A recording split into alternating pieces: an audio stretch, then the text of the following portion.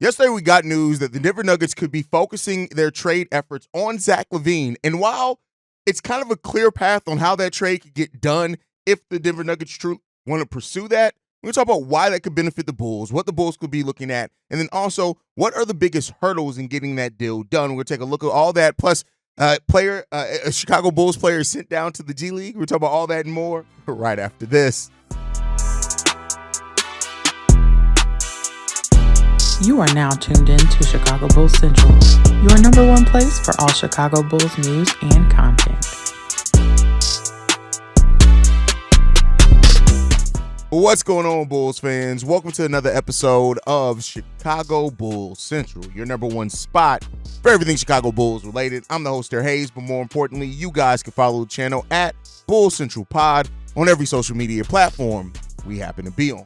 With that said, let's go ahead and get into this content for today, y'all. So it came out yesterday that the Denver Nuggets are one of the players that Zach LaVine is one of the players that the Denver Nuggets are focusing their trade efforts on. But this one's a little bit different than some of the rumors that we heard. We're going to read the direct quote here. It says this: as a result, the Nuggets have expressed interest in or have had preliminary trade discussions on the following players: Chicago's Zach LaVine, Washington's Jordan Poole, Utah's Jordan Clarkson, Atlanta's DeAndre Hunter, Brooklyn's Cam Johnson, and Washington's Jonas Valanciunas. League sources say that the focus on LaVine in recent discussions is significant, with the Nuggets interested in the 29-year-old who's averaging 21.7 points, 4.4 rebounds, 4.2 assists. LaVine, a two-time All-Stars, are at $43 million, $45 million, 0.9 next season, and has a player option worth $48.9 million for the 2026-27 campaign. Now, this doesn't mean in any way that a trade is right around the corner, right? This means that the Denver Nuggets are really doing a lot of their due diligence to try to find something that they can use to help their chances this season. When you look at the Denver Nuggets, their season has been, disappointing for what their standards are, especially when you look at the level that of course, Jokic is playing at this year, which is another MVP caliber year for him. They set at 14-10 on the NBA season, and they could be looking at something that can help them get over the hump. Now, the natural question here is that, are the Denver Nuggets looking at Zach LaVine, looking at the effort that he's been given, and also looking at the fact that, like I said, for a while there, he was the top 10 scorer in the league. There are only 9 players that have scored more points than Zach LaVine, dating back to 2018, when Zach LaVine's healthy. And so, that's something that this team is really looking at. So they're looking at that scoring punch, right? And so naturally, in this type of conversation, the only contracts that they have that can even remotely get them there is Jamal Murray, who cannot be included in trades as he just got extended this summer, so they can't trade Jamal Murray this year. So for my Bulls fans asking if they're, if they could pivot and move off of Jamal Murray, I'm not saying that Jamal Murray could not be made available eventually, but he can't be traded this year.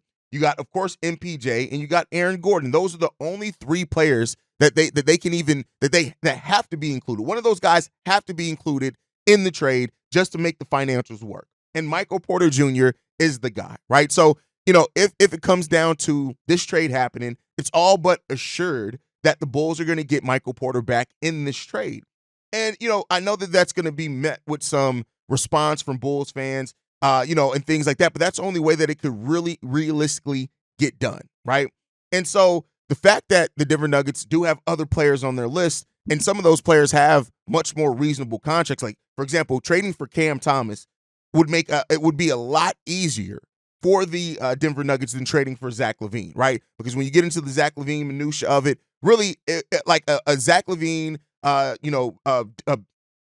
deal to him would be Zach LaVine, Torrey Craig, probably for Michael Porter Jr. and Zeke Naji. That's probably the deal that you're looking at.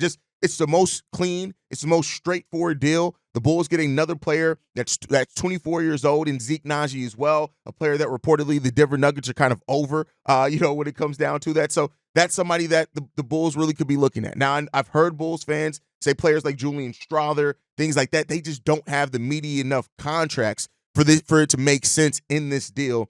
And keep in mind, with the Denver Nuggets, already being right up against that first tax apron, so they're over the first tax apron. They can't get more salary back. They basically have to match any salary almost exactly, right? So that's going to be something that you have to look at for as well, unless they do some things like the Knicks did, where they renegotiated a few contracts to raise them $1 to make them more feasible in the trades. But nonetheless, so that's probably what you're looking at, and it's the most straightforward trade possible right now. The Denver Nuggets do have first round picks that they can include as well. They have the first one that they can that's cleanest is 2031, but they have protections on a lot of other picks that they could write the language to be, oh, well, after the because they have, like, for example, there are 3 picks that they owe to Orlando depending on when they already settle. So, for example, the Orlando pick is probably going to convey this year, right? So that it has a top 5 protection.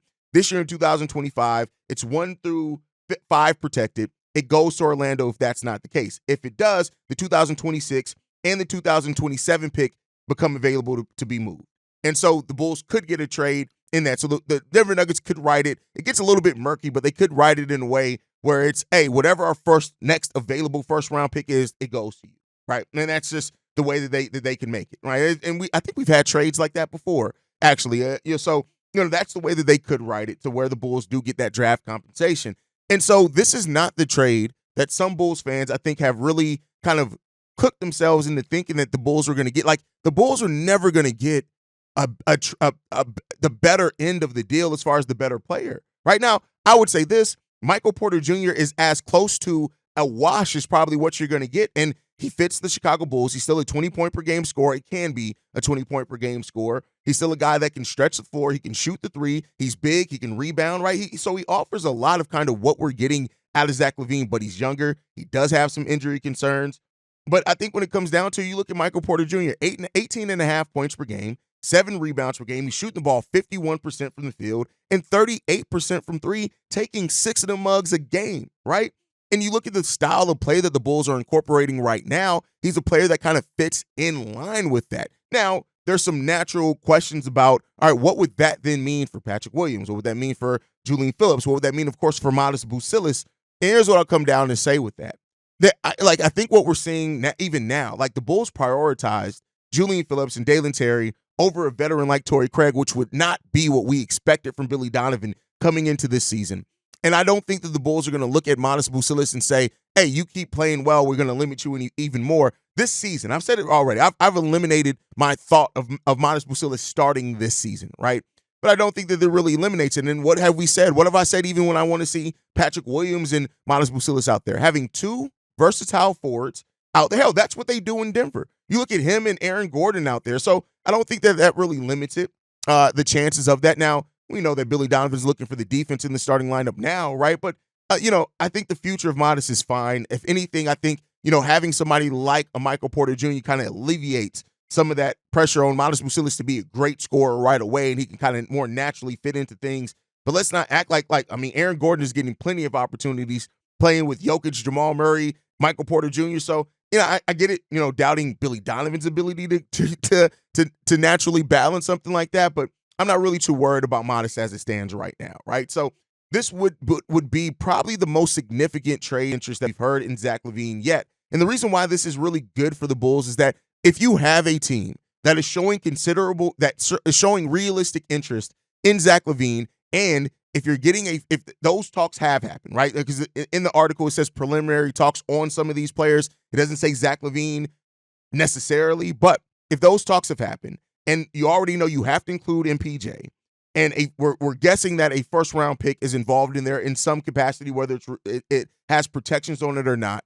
That gives you a great negotiation tactic for any other deals that are coming in, or any other conversations you're having with Zach LaVine. If you're able to go to the table and say, listen, Michael Porter Jr. level player and a first round pick at minimum, that's something that the Bulls have not had to negotiate. And while teams have said that Bulls asking price may be too high, if that's one of the offers that you're getting, it also helps in those areas. So I think you got to look at it in that way as well. So listen, Michael Porter Jr.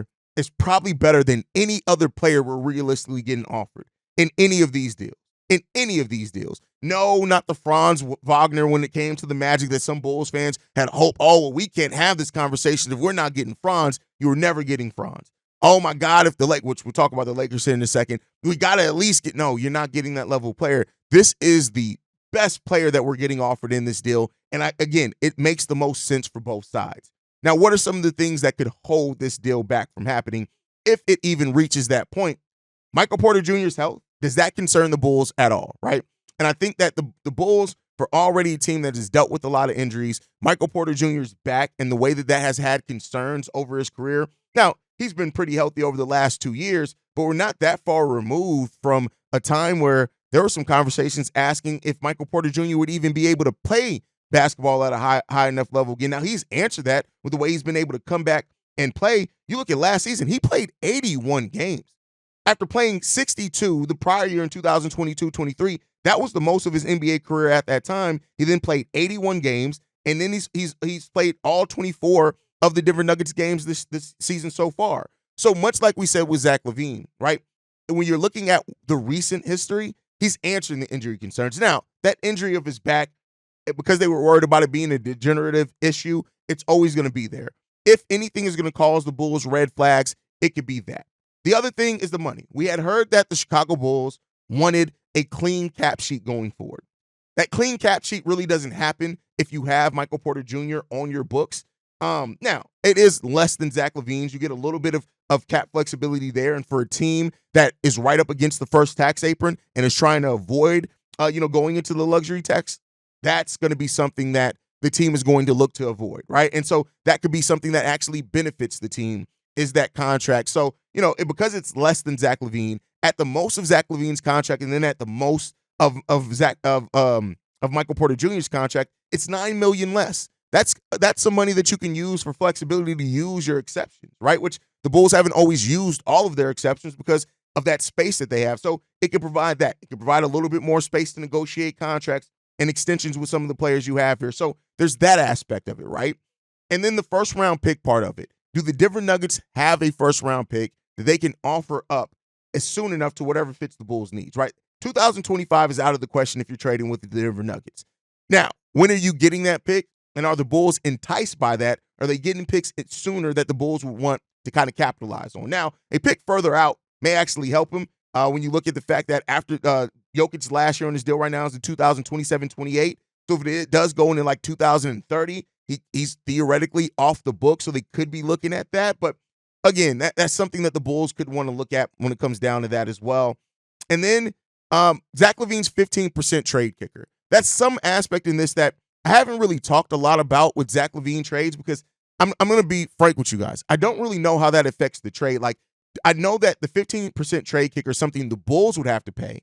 I don't know if it's like a permanent 15% raise on his contract, or is it just, hey, you get 15% more this year that you trade me, and the Bulls pay that out in the lump sum? Do the Denver Nuggets have to match that new 15% number, or do they have to match what the base number is coming into the season? I don't know that part. I haven't seen any kind of straightforward conversation or even articles on that either, on how that trade kicker works for the team acquiring them. The Bulls got to pay it regardless. I just don't know how that works for the team acquiring Zach LaVine, and what does that mean for the books there? Because 15%, if I'm not mistaken, 15% on Zach LaVine's contract would work out to like $7 million, I think. So, look at how that works. But so that's something that the Bulls also have to look at when it's all said and done as well. So those are really the things that you look at as far as potential hurdles in this deal. But this is really the best offer that the Bulls reported. And again, it comes by the fact that the Nuggets have to include Michael Porter Jr. in this trade. It's not a if, right? It's either Michael Porter Jr. or Aaron Gordon, and either one of those players, I'm not mad at, right? So, and it's still one of the best players that the Bulls have reportedly been offered in a sense like this. Now, of course, there are some chances that the Nuggets pivot to a player like DeAndre Hunter, who's getting considerably less. Maybe they pivot to a player like Cam Johnson, who's making considerably less. Maybe they look at Jordan Clarkson and feel like he can provide more of a complementary role, who I also think makes considerably less than Zach LaVine, right? So those are the ones to look out for. But I think this rumor is a little bit different because it's saying that the significant part of the interest, right? And that the focus right now has been on Zach LaVine. We haven't heard that in a while. So, we'll see what comes down to it. Overall, I know that it's not going to be a universally acclaimed trade by Bulls fans where everybody is on board for this, and I understand that. But it is a trade that kind of gets the Bulls a lot of what they reportedly wanted in the trade market for Zach LaVine, and it kind of makes things a little bit more streamlined. Now, one of the teams that you can count out, and this may be why this move also ends up happening, is that one of the LaVine's kind of preferred destinations that's been talked about since this started was the Lakers. And per The Athletic as well, they came out and said this. A Lakers move is more likely later in January or earlier in February, leading to the trade deadline, allowing Los Angeles to more time to evaluate the roster and see if injured players like Jared Vanderbilt and Christian Wood can plug some of the holes within the rotation. But it appears that if the Lakers make a move on the sooner end for Valanciunas, Johnson, or Finney-Smith would be the more realistic exceptions.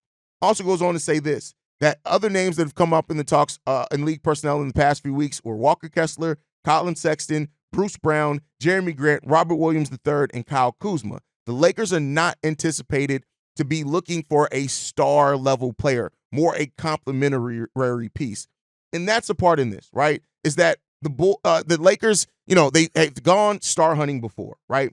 And it seems like right now, with where they are right now, they're looking at some perimeter scoring, of course, right? And they're looking for some shooting. You look at the Lakers right now, they are ranked 24th in offensive rating and shoot the fourth fewest threes in the league right now.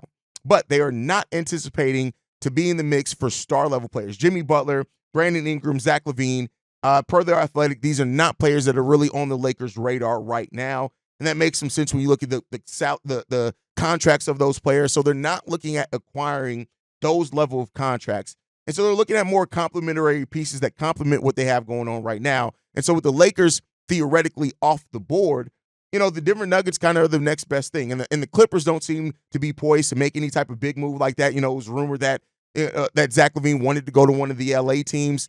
Doesn't seem like that's really an option anymore for this team. So, we'll see what happens there. But overall, like I said, this is a really good thing. Now, the question that I think is on the minds of a lot of Bulls fans is that if Zach LaVine is moved, and let's say he is the first trade chip move, what does this then mean for Nikola Vucevic, right? And here's the thing that I've always said coming into the season, I don't know if their futures are as entrenched, as linked as what we kind of made it out to be at the start of the season. I do think the Bulls are looking to move on from both players if they can get the right deals. But I don't know necessarily if the Bulls are coming into this season or going into this trade deadline and saying, well, bam, we got to move both of them, or we can't just move one of them. I think that if the Bulls can move one of them, that they will. And then they may look to move the other one in the offseason, especially if Vooch is an expiring contract.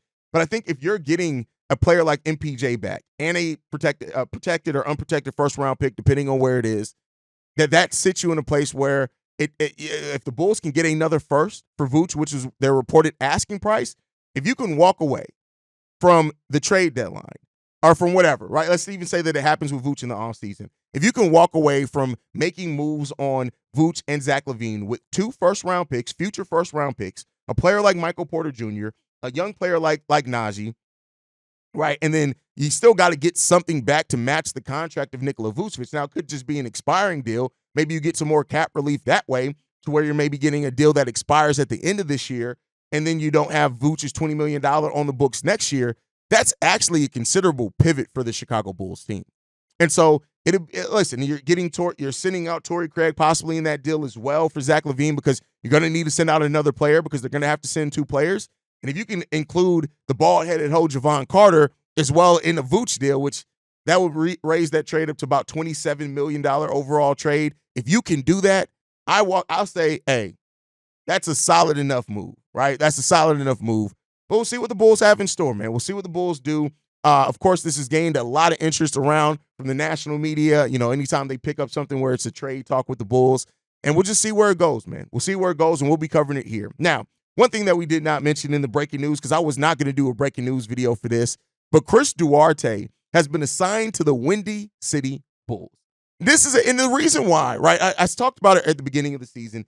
Every season, there is a player that Bulls fans, a role player, or sometimes a sub-role player, that some segment of Bulls fans, for some reason, attach themselves to, right? And there were so many people in the comment section after we acquired Chris Duarte, and I would pull the receipts on y'all, but I'm not going to be that petty today, that said things like, oh, Chris Duarte is better than Ayo Dosunmu. What? They said things like, oh, Chris Duarte is going to be one of your best shooters on your team. What? Oh, Chris Duarte is clearly he's going to be in your rotation. He's better than your rookie. What? And so the thing with Chris Duarte is he became the human white flag, him and Javon Carter, right? And spicy Denzel Valentine has become seldom used. He's not in the Bulls rotation because guess what? Chris Duarte is not that good. So now, in being in his 4th year in the NBA, he's got to sign down to the G League. And all I got to say is this: Chris Duarte's time is almost up. At the end of this year, and I don't even know if Chris Duarte is going to get another shot in the NBA at the end of the season when he goes into restricted free agency. That just is what it is. That is the reality of this future for Chris Duarte. He's not there. He's not there. He's not a player for the Chicago Bulls. And it's okay, right? It's okay. You have back end of the bench players. Now, my question is, with you assigning Chris Duarte to the Windy City Bulls, are you going to do something with that spot? Is Adama Sanogo going to play a little bit more? Are you going to do that? Are you going to bring him up? I would love to see that, right? I'm not saying that it's guaranteed to happen, but something to look out for as well.